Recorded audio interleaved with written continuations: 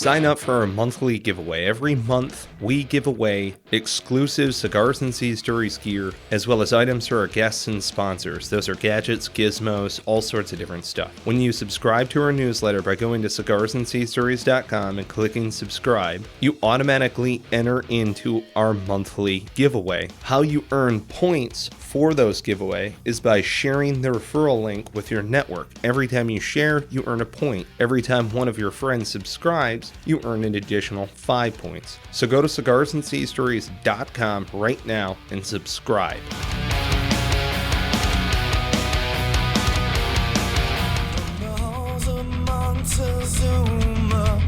Shores of Tripoli, we fight our country's battles in the air, on land and sea. First to fight for right and freedom, and to keep our honor clean. On this episode of Cigars and Sea Stories, Bennett and Mike are sitting down wrapping up part 2 of Principles of Small Arms. Getting into the gun geek stuff and all of that other good trash, and talking about guns in general. Alright, without further ado, thanks for listening to Cigars and Sea Stories. We get it, guys, with the lead balls. Instead of having to do that all the time, let's standardize this. Which I think that's fascinating. So, 12 balls equaled 1 pound.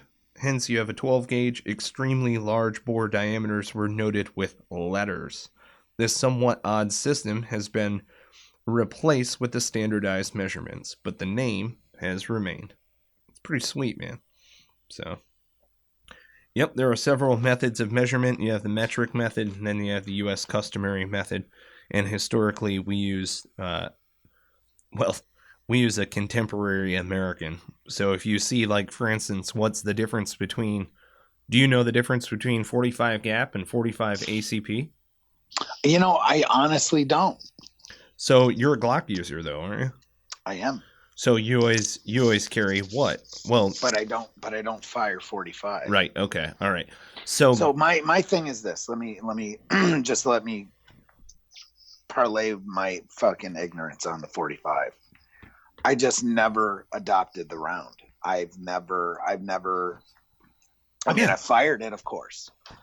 First time I ever fired it was in the Marine Corps because we still had leftover Colts, right? Yeah. So I just never, I've only fired 2 45 weapons in my entire life. And one was the Colt 1911. The other was it was a Kimber, which was Tim's. Yeah. He's got a Kimber 45 that's bad fucking ass. Yeah. The one that you fired it too. You shot it off the deck. That same round. That's the only 2 45 weapons I've ever fired because I just never went there. Yeah. Popular to most things, it's because it's what I got used to. I only own and fire 9mm and 40. Yeah. No, that's and I hear you. I even have 40 cache at your house. Yes, you do. And I carry a 9mm because I don't want to do a magazine exchange. No, same here. I never, it's like whenever the shit's going down. Yeah. I carry 2. I have 2 pistols that I carry, and one is a primary and one's a backup. And I never understood why people would carry 2 different caliber. Right. But they do it all the time, which I just I don't understand it. But anyway, so I just got stuck with both, whether I was in law enforcement or whatever. I always carried 9mm or 40. So that's what I got used to. And once you get good with something, why change it? Because it's definitely different shooting 45 than it is shooting 9mm by a lot. Yes. I mean, the principles are all the same as we're talking about in this episode. Absolutely. But once you get really good at shooting 9mm, why? Why would you change? Well, and that's all I know. So the answer to the question, in case you're the person who's like, wait a minute, what's the difference between ACP and GAP? 45 ACP and 45 GAP. 45 ACP stands for automatic Colt pistol. So if you have anything other than a Glock, you shoot 45 ACP, automatic Colt pistol. If you shoot a Glock, you have to go and find 45 gap. Glock automatic pistol. See, now I know this. Glock automatic pistol. It's just one of those things, like off the top of my head, I don't know that, but I know. Yeah, I know that. Well, and it's like P plus or P plus plus or plus P. Plus P or whatever. All of those it's an additional. It's considered power, so to speak. There's additional charge in it. That's not necessarily to say that it's always got additional powder. It's just a hot load. So it's going to shoot at a higher power ratio, so to speak, than what your typical cartridge. It almost hurts me to say it that way because it's frankly, it's the layman's term. It's like if you pick it up and it's got plus P or something like that, you need to make sure that it's rated for your firearm.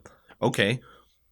In my opinion, why the fuck do they make any firearms that aren't rated for it? And it's, right. So like, yes. I say it that way because you have a whole range of firearms. It used to be that everybody just carries 16 gauge.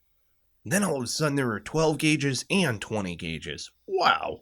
Shit, to break up the market. 10 gauges too. Right. Of course they do. And so it's all, of course it's capitalism providing us with a multitude of choices, which is excellent. I am very happy with that. I enjoy capitalists and capitalism for that matter. But what I'm trying to get at, simple, kind of just thinking very simply put about it, I get stuff that's always chambered in 5.56. Always. Why do I say it that way? Does it shoot 223? Well, sure, so long as you have a 1 and 8. 223 is rated for a 1 and 9, and then our 5.56 is rated for a 1 and 7, I believe it is. And so to split the difference, you get a 1 and 8. Yep. And so you get an AR chambered in 5.56 on a 1 and 8 twist, and then you can shoot 223 accurate and 5.56 accurate. Correct. And is it going to be a match grade rifle? Probably not. But if who the hell cares? You're buying it because the shit's going down. You'll win a firefight with right. It. Well, and if anybody ever asks you, hey, why do you have this? It's classified as an assault rifle by the military, and it's like absolutely. It was designed and developed by a civilian named Eugene Stoner. It was adopted by the U.S. military into service. It's always been that way.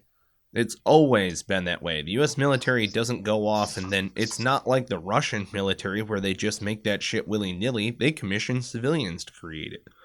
Right. It's always, even the machine guns and everything else. This entire nation is founded and based and ran on capitalism. Get with the goddamn program. All right? So we bid this out to the highest bidder. Across the military has to maintain, standards, tolerances, lowest all of this bidder. Other stuff. Yes, excuse me, the lowest bidder.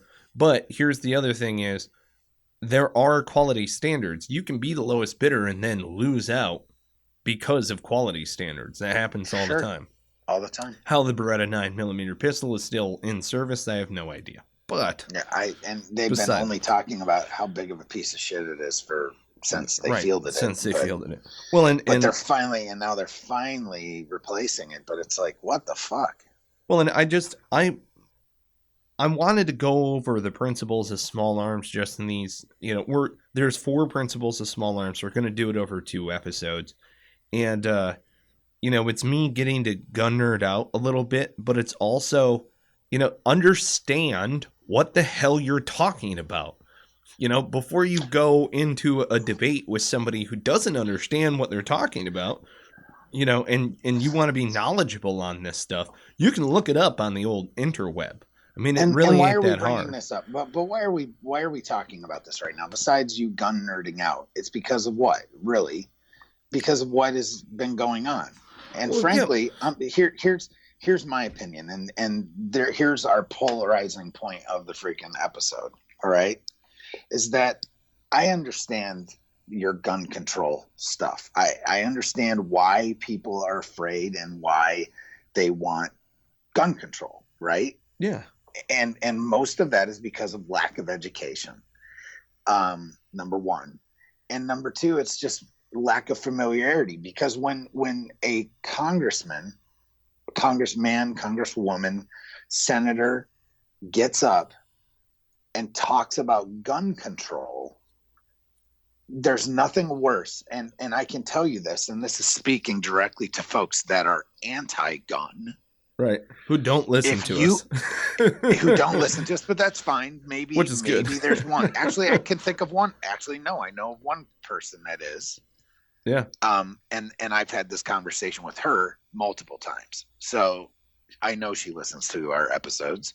So I'm preaching to the choir with her because she now understands it. But because of the conversation that I'm about to say, or the things that I'm about to say, she's actually changed her view on things a little bit. So education. So what it really comes down to is when a person on that side of the game gets on and talks about things on the mainstream media, and they come out with weird terminology and different just facts that are incorrect, right? They post things like saying, calling things a clip, and right. just dumb little terminology like that, which doesn't seem like a big deal to them because they are like, yeah, I hate that shit anyway. If you want gun-loving people to at least listen to what you're saying, you have to at least know what the fuck you're talking about. And if you don't know the difference between a machine gun that is fully automatic and an assault rifle that is semi-automatic, you just lost the entire audience that you're trying to talk to. Right. If you call the weapon used in the mass shootings at the schools a machine gun, you've lost people right away. Immediately. They're going to go, well, you don't even know what the fuck you're talking about. Right.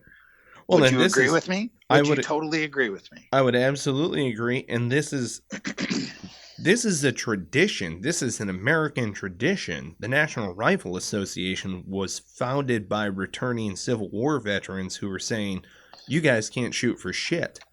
We're going... Now, one thing that I will give to the folks that are the anti-gun folks, and I don't even like to call them anti-gun because a lot of them are anti-gun. They're just anti-whatever the hell they are. They're like, they don't want people, what's the word I'm looking for, Mike? They don't want irresponsible gun ownership. Neither do you and I. Right. But let's fully admit that the NRA is a little, it's not what it started out to be. Well, but that's much to the point. That's exactly why I'm sharing principles of small arms. Right. That's the whole thing. Can you rely solely on that being the education basis for all firearms education? Absolutely not. No, but the NRA does still have a very robust and wonderful education program. Absolutely. The problem is that the other arms of the NRA, frankly, have tainted the legacy of the NRA. That's I guess the point I'm trying to make. Don't get me wrong, I'm a lifetime member. I'm a life member. It's up, yeah. But at the end of the day, I don't necessarily agree with the lobbying in any form or fashion that any organization does, including the NRA. Right. So, well, and it's up to us, like, right. It's up to guys like us to say things like that. I'm a member of the NRA as well. That's why we're having this conversation. So does that mean, because I'm a Marine, I'm gonna, do everything that the Marine Corps tells me to do? Absolutely not. Just because I'm an NRA member doesn't mean that I stand behind everything that they do. However, the origins of the NRA, the mission, the founding principles of it, yes, I absolutely stand behind. So it's up to us as those guys to be like, whoa, wait a minute, what'd you say there? Like, you're giving up ground? No. How about this? How about the Constitution? Here's the secret sauce to the opposition left, or whatever you want to call them, right? Here's the secret sauce. You need to get a hold of a couple real freaking eloquent gun folks and either pay them a shit ton of money to freaking switch sides, or get a bunch of veterans that know weapons, or like retired cops that know weapons to be your spokespeople, right? Because y'all are making yourselves look like and idiots. There are no defectors. See, that's the other thing, is they're trying to say that a lot of these guys who are, the guys cutting their rifles in half and other stuff like that, they're essentially touting them out as defectors. However, I would challenge whether or not they received any of this type of instruction outside of your basic boot camp, combat marksmanship instruction. If you are not constantly handling the tool and understanding the tool that is associated with it, you yourself can actually, it's a perishable skill. Let me put it to you that way. For sure. The tool itself in the hands of an individual is simply that. It's just another tool that can be utilized, right? And so trying to play like, oh, this works really well for this area of the population, but not for that area of the population, playing it as a defector from one side to the other. You need to have somebody like Instructor 1, or Instructor 0. I like Instructor 1 better, if you're familiar with Cigars and Sea Stories. And if you don't know the story, go listen to the episode. Right. He'll tell you why he's Instructor 1. You got to go listen to Ron Holmes. Ron Holmes isn't going to defect to the other side and all of a sudden say guns are bad. Not. Pat McNamara is not going to do it.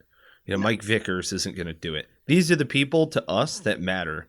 You're taking people who frankly don't matter in our opinion because they don't have they're not a gun guru. So if you're taking somebody who's not a gun guru that people don't care about within the marksmanship realm, and you yourself aren't in that, like I can't find any other relatable thing specifically because I'm not targeting in that sort of way, trying to sniff out that sort of thing. It just seems so malicious. The idea of gun control or anything else like that, it seems very shady and malicious.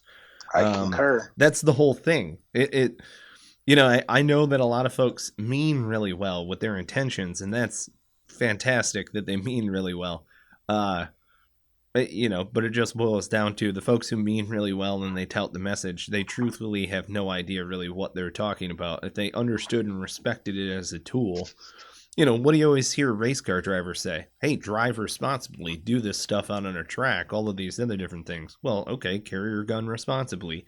Keep it holstered unless you need it. The only time that you're going to shout the word gun is if somebody has, a firearm out and is brandishing it in a violent manner, at which time you will produce said firearm from your holster and discharge it at assailant, hopefully hitting them right in between the nipples and eliminating said target. That's what I'm hoping for. That would be it. But no celebratory afterwards. People are getting shot at. Is he down? Exactly. Are there any other? What? I mean, like, what do people think? I just don't understand. Like, don't worry, if you lay down your arms, they won't shoot you. I don't celebrate death in any form or fashion. No, Jesus, that was terrifying.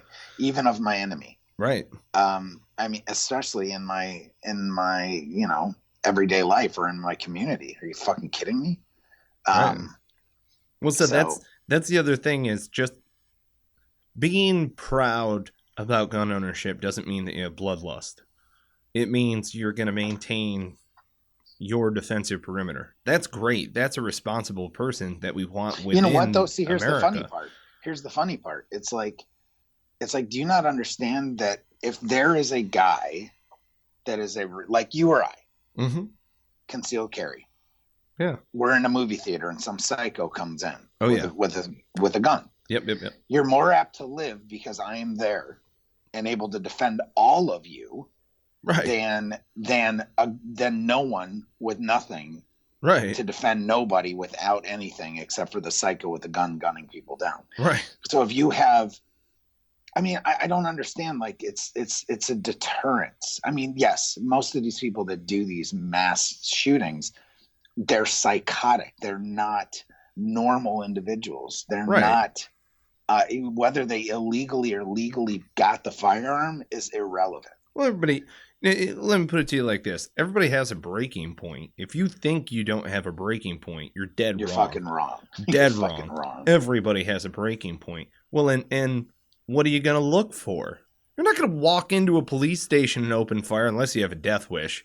You're going to go to a soft target. And at the end of the day, though, that does happen. That does happen because they directly try to attack the authority, right? And or they want to commit suicide. They just don't have the guts to put the gun in their mouth. Right. Well, I'm just saying, and I don't like saying that. I don't like talking like that because suicide's an epidemic in our community. But at the end of the day, it's called death by cop. Let me put it to you like this, okay? Little boys who are walking around probably don't respect men who are lovey-dovey and really just, hey, it's going to be okay and all of this. Look, I'm going to tell you right now, I never respected that type of person. I respected a person who stood on their own 2 feet and don't mistake kindness for weakness.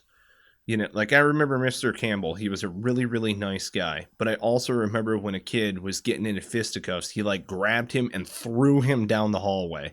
And that was it. That was the end of it. He was our principal. He was like, hey, wait until after school. See, what I love is we talked about this, 2 weeks ago? Right. 2 episodes? It's like, 3 episodes ago? Yeah. But it's like one of those things is what we're lacking in this society at this point is the fact that there's a very big lack of respect for authority. So meaning, I remember back in the day, like exactly what you're saying. We had a principal and a couple of teachers that just their sheer presence would deter jackassery. Oh, they weren't assholes. No. But you knew that if you stepped out of line, shit got real fast. It's not like they were mean. No, they weren't mean at all. They were great. Stern. But you knew if it went down, you're gonna be on the business end of something. Real bad. Yeah. You know what I mean? And unfortunately that doesn't exist much anymore. Right. I mean, we all know people like that. When there are people that when they walk into a room, you just inherently, it's that lion thing. You just inherently know that this person is someone to respect when it comes to the way they carry themselves, the way that they whatever, right? Yeah. So unfortunately, we've lost a lot of that in this. It's that, oh God, I don't even know what the hell to call it, Mike. It's like that sheer. It's just a respect. Yeah. Because nowadays, I mean, think about it. Nobody is like, people have just a complete lack of respect. Like they'll come up, like I've seen people jump out of cars at stoplights because somebody cut somebody off and they'll like try and fight somebody in the middle. Like, bro, 20 years ago, you did that shit. I don't know. I'm just a firm believer because, maybe it's because I've gotten my ass kicked, is that you just don't jump in somebody else's shit because you feel mad. Right. Because, nowadays, I don't know, man. I think it's just not what you do. I think we've had a lot of cowards who have gotten away with big legal wins. And those big legal wins are used as precedents by other cowards to defend themselves against a potential action. I see it a lot. I see a lot of people who have used another precedence of fear in order like the to common eliminate decency something. of like now somebody's more apt to pick up their cell phone and start videoing an incident than actually trying to prevent that incident from happening. Right. And that's a shame. It's an absolute shame. That's the whole point. I mean, I'm one of those guys to where, I wouldn't allow cell phones in class, and somebody made the comment they wouldn't see me get slammed by a teacher. Well, I would be the kid who prevented that from happening before it ever even escalated there. Right. I would be the other kid in class who's like, you need to sit the fuck down and shut the fuck up right now. Yes. Otherwise, you're about to get your ass handed to you, and all of us are about to fucking watch. And if it's an escalation of the teacher, I honestly would be the kid who's like, that's not appropriate. I've been the kid in class who's like, that's not cool. That's a good way to lose your job. I have definitely been that kid in class. Why can't you? Why can't you stand up and do that? Do that. I definitely will teach my children to do that. And the reason why I say that is because questioning whether or not something is right or wrong is based on moral merit. You can't under any circumstances be the aggressor. If somebody aggresses, you'll meet them at the occasion, and we want children. Me personally, I want children with pluck. If your child puts your hands on my child, they will end that violently. They will put their hands back on them, and they will rise to the level of resistance in order to meet that threat. That's exactly what we train them. Do you know why? Because I'm a battle-hardened individual. You won't attack my resolve for this. You can't. Been walking around with a bullseye on my back since I was 18 years old. I've been doing this longer than you have been trying to prevent our actions. And the reason why I say it that way is because it does come out of hardened individuals standing up to the cowardice type who would otherwise use legal means in order to deter a threat. I want a sign in front of my kid's school that says, if you come in here, you will be met with deadly force. That's exactly what I want. If you mean us harm, you will be met with deadly force. That's it. It's a reasonable or prudent person would consider most likely to cause death or serious bodily harm. It's loss of life, limb, eyesight. It's potential rape. Whatever the case may be. And it's like, well, how do we train to this? It's soft skills in school. It's understanding conflict resolution. It's all of these other different things before. But really, and I mean this wholeheartedly, I'm not even joking around, how about you also appreciate the firearm for that which it is? That is nothing sacred. Like, wait a minute, what are you talking about? Gun worship? You're goddamn straight I am. That's exactly what I'm talking about. You have a bolt action without a gun book? You heathen.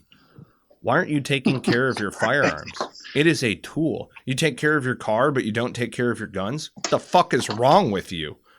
You take care of your garage and you clean and sweep your garage and all of these other different things. Probably not. The majority of people that I know have so much shit in their garage they couldn't even fucking fit a goddamn Razor scooter, let alone a car in there. But that's what I'm talking about. Take care of your shit. It's yours. You're supposed to. Your guns are an American tradition. Yes, it is your responsibility to be armed and defend your own things. The police are not going to get there and you will die violently and embarrassed. So, that's just my little rant. Oh, man. I hope that these folks have learned a lot on this episode. I'm sure that we have. What do you think? Well, I think we're rolling into an hour. An hour on this one. It needed to be done. We needed a good long team episode for these folks. They're good people. So, is this like a standalone episode or a two-parter? I think this one might be two-parter unto itself, and then we'll get into principles. So, principles of small arms 3 and 4 are general components. And then it goes through, the history of some of the different small arms and stuff, which I've already, brought up. Like, kind of like what's the difference between a barrel, a breech mechanism, a firing mechanism, a receiver. It's really getting into the components of the actual gun. And frankly, without visual aids, it would be pretty boring. So, and then you have the history, the manipulations of firearms. And again, that's a lot more of the kinesthetic stuff. So we'll probably break this episode. This will be the second part of the two-parter. You're welcome, folks. What do you think? I don't know. We do what we want around here. That's it. It's almost like we run this shit or something. Anyway, if you don't like it, we're going to be issuing straws in the back so that you can suck it the fuck up. If you do like it, go ahead, share it with all of your friends, your family, anybody else out there who might enjoy, some good gun gouge and a little bit of little ranting and raving. We're going to come on back with some team episodes. Let me see here. I've got topics. We did packs, we did knives, a couple of different guns, sleeping systems, which I'm starting to get into the hammock camping. So I'm gonna do some more of that during the summer months. Rain gear, because you had field jackets and stuff like that. Then we upgraded to Gore-Tex. Did you ever wear a poncho in the field? Yeah. Yeah.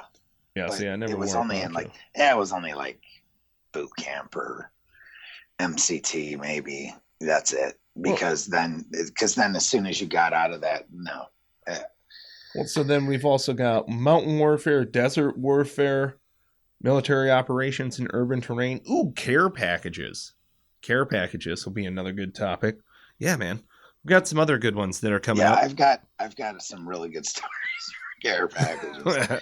Stories I've probably told already, but yet you will get them again. That was like 200 episodes ago. So Right. So yeah, good times. All right, keep listening and sharing, folks. Thank you so much to all of our sponsors. They're our collaborators, our colleagues. Heroes Media Group is one of them. Spartan Media, McPherson Marketing Group, veteranslist.us. If you want to get noticed as a veteran-owned and operated business, specifically contractors, and you want a featured membership on veteranslist.us, you can get it for half off by entering in discount code Cigars and Sea. That's 50% off on veteranslist.us. Featured membership by entering discount code Cigars and Sea. Spartan Media, that's if you want some website type stuff. Heroes Media Group, they are part of they're the network. We're a part of that. And McPherson Marketing Group does the review stuff that you see on the webpage, along with a number of different things. So they can do website audits and all sorts of stuff. Yeah, each one of these folks are not paying sponsors. They are our collaborators, meaning that we are buyers of their services and they are buyers of our services, because that's the way the world works. It's called capitalism, people. Get with the program or get the hell out. All right, anyway. You got anything else? I don't. All right, cool. All right, Bennett, take care, be well, and on that note, we cue the music. I will flag on front